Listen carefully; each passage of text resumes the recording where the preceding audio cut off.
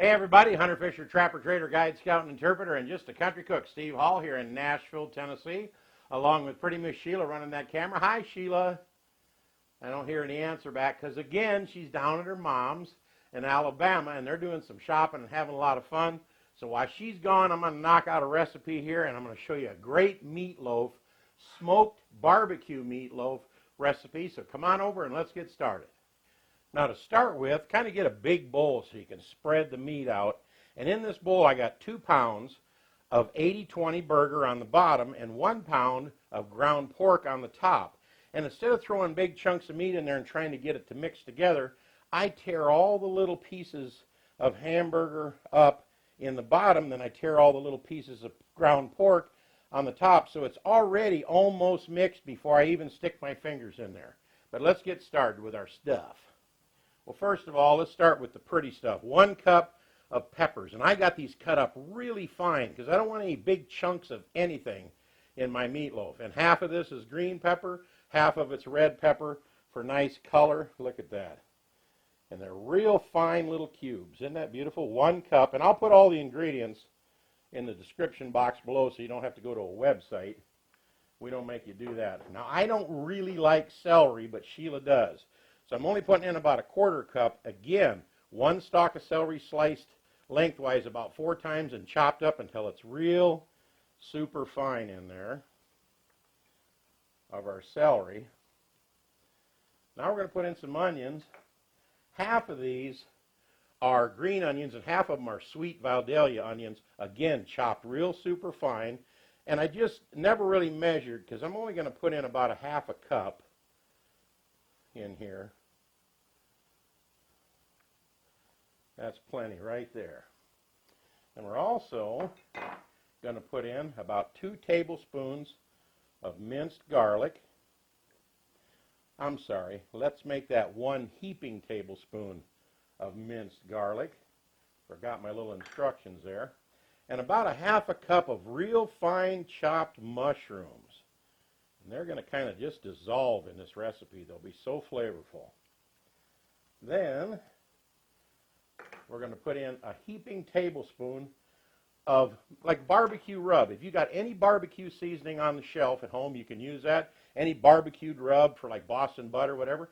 This Stubbs was on sale at the store, so I'm going to use that. Whatever you got, a heaping tablespoon of that barbecue seasoning in here because that's our flavor we're looking through the whole entire recipe is barbecue everything. All right, let me kind of mix that in there a little bit. Looking pretty good. All right, now you guys didn't see this, but there's about a teaspoon of jalapeno peppers, little chips out of the jar. And before Sheila even gets home, I didn't put that in there, okay? You got to back me on this. Now, 1/2 teaspoon of salt and 1 full teaspoon of black pepper, because that's what I really love. And then a 1/2 cup of this Mexican blended style cheese. Now, I don't want to put so much cheese in it that it's real cheesy. I just want enough in there just to kind of wake up everything inside. So every now and then you'll bite into a little bit of that flavor. And that is kind of our dry ingredients, except for 1 cup of breadcrumbs. Now you can use any kind of breadcrumbs you want, Italian, seasoned breadcrumbs, whatever you want to use. And I just poured in 2 eggs beaten and about a 1/2 cup, or a 1/4 cup I should say, of half and half. Again, I'll put all the ingredients in the description box below. In fact, let's make that a full 1/2 cup of half and half because it could sure stand it in there. Now, this is already kind of pre-mixed because remember I tore all the little hamburger parts into little teeny pieces and all the pork into little teeny pieces. And I got a good mess going here, but that's all right. I got some gloves on, but if you're at home, you can just use your fingers. And we're not going to mix this a lot. We just want to kind of incorporate everything. And that right there good enough. And I'm kind of smash it out here and divide it down the middle, because I want to make 2 loaves out of this. I'm going to move one over here. Let me slide this over a ways. I'm going to shape this into my little loaf. And I kind of like a taller loaf. Some people make a real long, small meatloaf. I kind of like a little bit of a taller loaf because I want to slice it for sandwiches. So I kind of want it to fill up a slice of bread once you chop it up. Here's our other one. Let's see how much we got it 50-50 when we get it over here. Sheila's not here, so I'm just going to throw that bowl on the floor. She helps me with all the prep work and the dishes, and she runs the camera. She's probably saying, get that back front and center where everybody can see that. And what I'm going to do, now I'm just shaping this into a loaf by hand. You can take loaf pans and line them with cellophane, stuff that in there nice and tight, let it sit in the refrigerator for a while, then dump them back out. I don't really think you need to do that. I'm going to put this in the refrigerator for a couple hours, let it kind of firm up, then we're going to put it on our smoke rack. Well, Sheila, how'd I do? Don't they look fantastic? 2 hours in the fridge, firmed up just nice, ready to cook. And when I say ready to cook, we're going to put these in the smoker, not in the oven. We're going to cover these with barbecue sauce at the end of the cooking process, not ketchup. That's the difference between a standard recipe and what we're making today, which is smoked barbecued meatloaf. Now, I know there's a lot of you folks out there that got great meatloaf recipes. Grandma passed them down, or you got them from a friend, or you've always cooked it that way. You can use that ingredient, but at least give this a try. Put it in the smoker or out on your barbecue with some smoked chips on the side to where you get some smoke, and cover it with a little barbecue sauce. Now, we have barbecue sauce on our channel. It's fantastic, but I didn't have time to make it today, so I grabbed a little Famous Dave's Rich and Sassy barbecue sauce. We're not going to paint it on there till the end of the process, and you can use whatever you got. Your favorite barbecue sauce, you can make ours off our channel. You can go buy some Sweet Baby Ray's or whatever they got at the grocery store.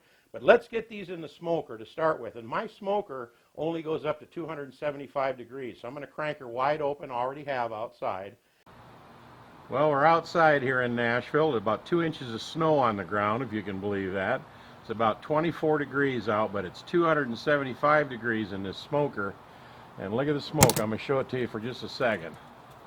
Oh, that meatloaf looks so good in there. It's only been in there for about an hour.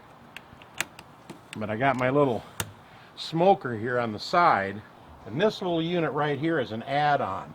It normally comes with a tube like this that goes in the side, and then you turn it to dump the chips onto the burner. But I bought this so I could cold smoke, and what that means is when you're doing cheese, like cold smoking cheese, this box needs to stay cold, but it still needs smoke. Well, the only way to get that burner down there is to create smoke is to heat up the box. So you can buy this little unit here. It sits on the side. It's got a little tower in there with a cap, and I put in a bunch of my little pecan chips or little pellets in there. Turn on the switch, and man, it'll burn for like 6 or 8 hours and produce smoke.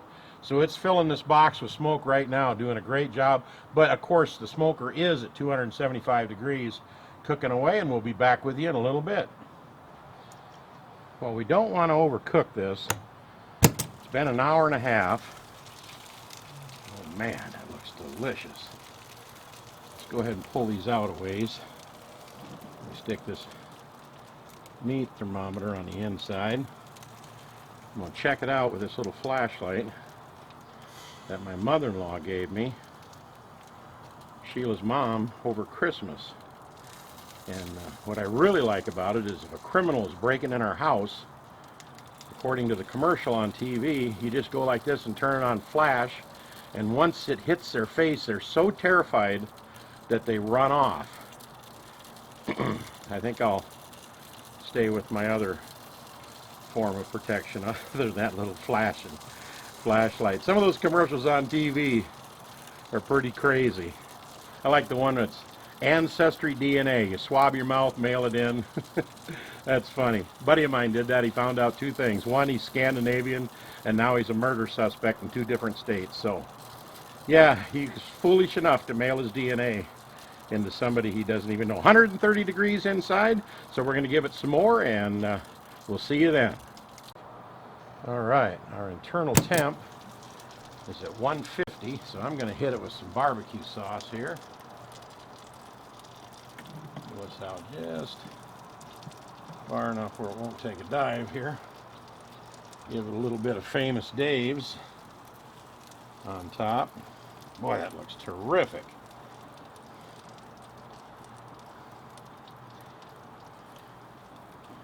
Can't run my flashlight at the same time, so hopefully there's enough light to see this. By the way, that's one of them flashlights that you can throw out of a helicopter or freeze in a block of ice, bake in the oven, run over it with an army truck, and it still works. You've seen them on TV. I don't know. All right, looking good. This will be the one and only glaze that we're gonna put on here, nice and thick. And then once she hits the magic 160, we're gonna pull them and take them in the house. All right, let me get this back there. Too warm. See if I can close this up one-handed. No, it's going to make me sit this sauce down here. So there's a tricky little latch. There we go. What's the temperature there? Well, it's 207 degrees. Now it's 213, 14. It's climbing right back up again because that element's on high. But boy, it sure dropped a lot, didn't it? About 75 degrees. 216, 217. It's climbing back up. And when this hits 160 degrees internal temperature, we're going to take our smoked barbecue meatloaf inside and carve on it. I noticed that it reduced in size, so it might take 2 slices to make a sandwich, but that'll work. See you in a bit. Man, look what I got fresh from the oven. That's right, I said it, the oven. I'm telling you what, it started out at 27 degrees out there and then went to 24 when I started cooking. Now it's 17, and after 2.5 hours in the smoker, every time I'd open it to check the meat with the, the probe, all that air would rush in and it would cool the whole box down. It takes so long to get back up. So I brought it in, put it on 350 in the oven. Just only took about 15-20 minutes to hit the 160. But I got all that smoke flavor from out in the smoker. And you can do that. You can actually put your meatloaf out on the smoker, smoke it for, say, an hour, then bring it in, finish it off in the stove. Just as long as you get that smoke flavor. Smoke seasoning in the meat, smoke flavor on the outside, and even a little barbecue sauce on top. I'm going to really, for the first time, because I am guilty as anybody on this cooking show, of cutting into these right away. I'm going to let these sit for a good 15-20 minutes, really rest, and then we're going to saw them and get a close-up. We'll see you then. Well, I have waited 20 minutes, and the internal temperature is still 150 degrees in this one, and I'm sure this one as well. But I'm carving into it anyway, because I can't stand it no longer. Let me turn this around just a little bit here. See if I can, boy, that's nice and tacky on top. Let me grab a fork over here. Still soft. Let me see if I can cut this without it falling apart, so to speak. Oh man, it looks so beautiful inside. Look at there.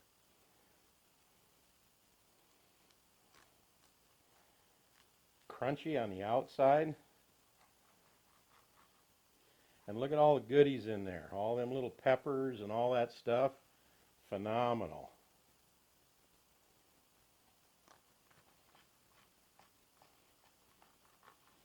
This looks absolutely terrific.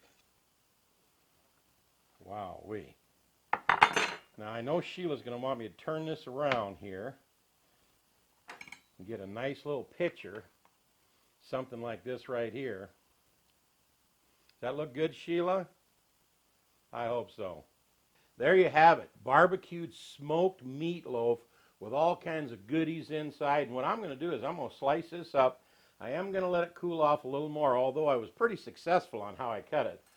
Then I'm going to put it in our little vac bags, and I'm going to freeze some for Sheila so when she gets home, she can have some sandwiches. Smoked, barbecued meatloaf sandwiches. There is one other thing. A guy sent me a message, and he said, you cook this wonderful stuff, then you never take a bite of it at the end. He said, it makes my mouth water. You're supposed to take a bite. That's your money shot, I think he called it. All right.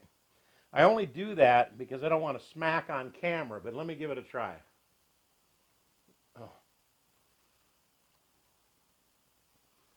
How do I describe that to you? And the reason I don't eat most of the time is, like I said, I don't want to smack on camera, but it has so many wonderful flavors in there that I wish I could describe it to you, and I hope you try the recipe. That's all I can say. In fact, I hope you subscribe to our channel. Pretty easy. Little Shotgun Red's face will pop up over here in just a little bit. When you click on it, you can subscribe. And I've been telling people on the channel here, next to the subscribe button is a little bell. If you click on it, it'll drop down a notification page. It used to do that.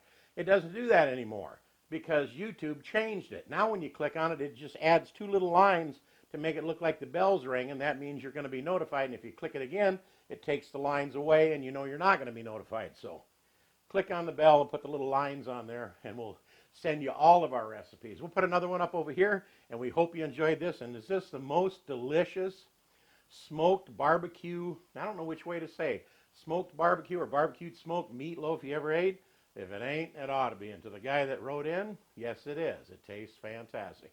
We'll see you next time right here on Cooking with Shotgun Red. And I know I goofed something up because Sheila does all the camera work, and she's down at her mom's, so I hope you can smell this down there in Alabama. It's wonderful. See you next time right here on Cooking with Shotgun Red. Bye-bye for now. Sheila, I'm going to cut this up and start sealing it up for you.